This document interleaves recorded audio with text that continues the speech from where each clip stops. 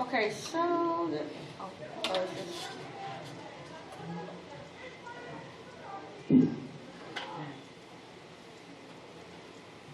So it probably would have been better if I used a ruler or straight edge or something, but it looks roughly like that. You have two angles that ended actually on the y-axis. E and I both ended in the same place, and then this is a really good way for you to see some coterminal angles because you drew one and then you came back and you ended up having to draw another one right in the same spot because they happen to be coterminal. So which pair of angles above are coterminal? That would be the two that end up in the same place. So F and H are coterminal, and E and I are coterminal.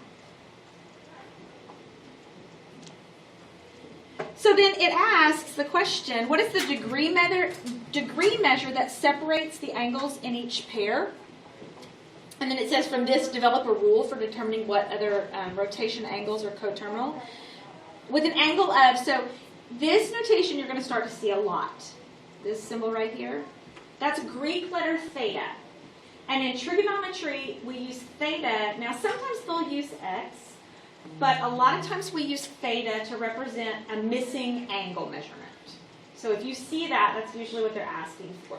A little bit later on in the semester, it'll specify that they want it, theta is radians and not degrees. But right now we're doing degrees, and so they just threw theta in there. So if I look at, let's look at angle F and angle H. Those are the easiest to see it from, I think. Angle F was a 350 degree angle. So the measure of angle F was 315, and the measure of angle H is negative 45 degrees. Well, how far apart are those two angles? Well, they end in the same place, but they technically are, because this, to get measure H, you went from here, right? You went back this way. 60 degrees apart. They're how much? 360. Right, because you would have to go 45 degrees to get to 0, and then another 315 degrees to get back around to here. So they're 360 degrees apart. Coterminal angles are always 360 degrees apart or multiples of 360 degrees apart. Because you can swing around this thing multiple times, and you'll see, you'll do that. So the rule that we're going to use is that theta plus or minus 360 degrees with an n by it, and that means it could go around multiple times. That's how you find your coterminal angles.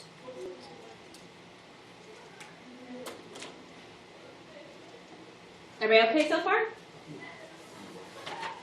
All right. So because our rotation angles can be very large, because like I said, you can go around multiple times. Because they can get very large, we like to use what's called a reference angle, which would be a trip just one time around the circle instead of multiple times, so that we can use smaller numbers. We really would like for our numbers to stay less than 90, if we can do that. So we use what's called a reference angle. It is the acute positive angle between the terminal side of a rotation angle and its x-axis. For example, they gave us 135 degree. This is really the angle that we're talking about, the one that goes from here to here, the rotation angle. So it would be this angle. I should have done that with a highlighter. That would be easier to see. But the reference angle that we can use is the 45 degree acute angle. That's the rest of the straight angle. Does that make sense? So you would take the terminal side. I always say take the terminal side and go from the terminal side back to the x-axis. And that's going to be your reference angle always, from the terminal side back to the x-axis. So sometimes your reference angle could be negative? Well, it could be a negative angle, but we're not going to ever use the negative version. Because we like, for reference angles, we want to use the positive acute angle. But like in number 1, it's on the negative side, yes, because it looks like it went down. But actually, the angle in question is the angle all the way around, positive 320. But the reference angle that we're going to use would be how many degrees? 40, because it'd be the completion of the circle. And so this one would be 30. What about this one? 27. Good.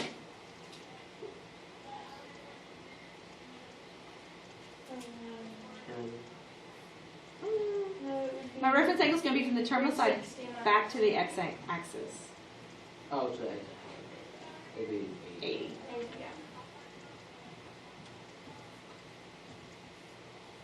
All right, so this one, it goes all the way around and then stops, but we're concerned about our reference angle, which would be just this piece.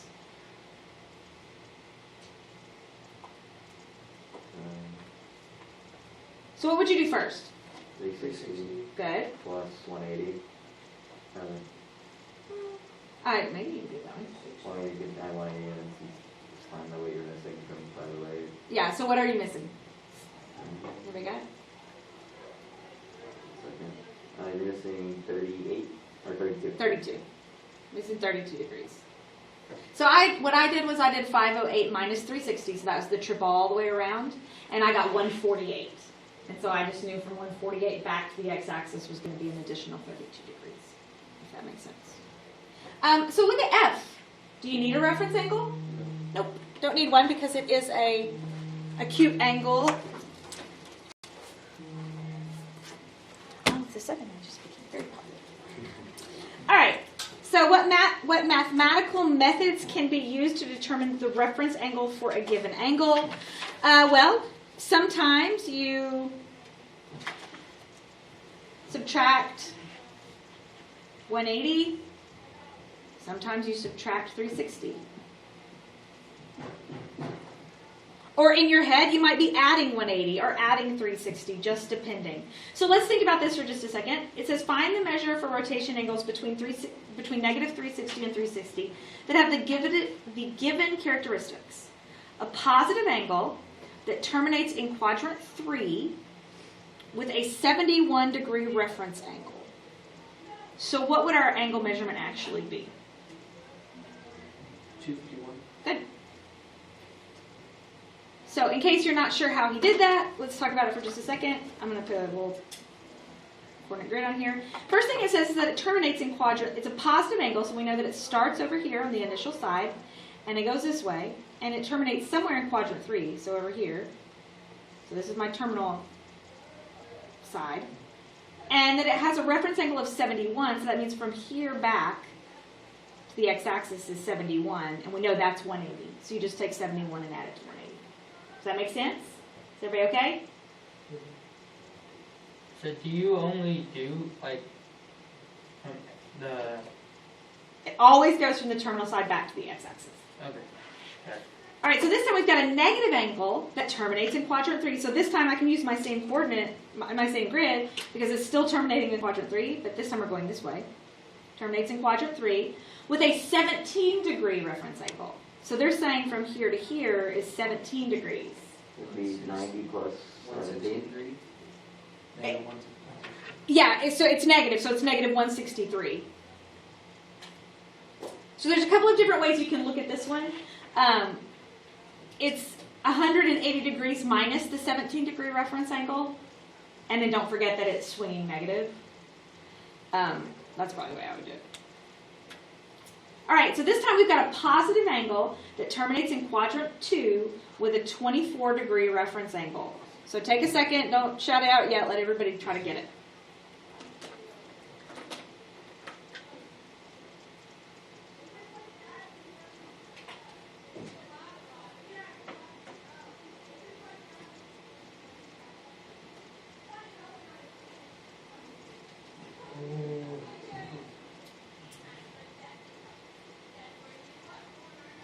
All right, it's a positive angle, so I drew this.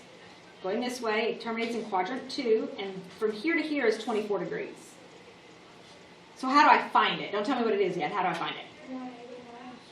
180 minus 24. So you should get 156.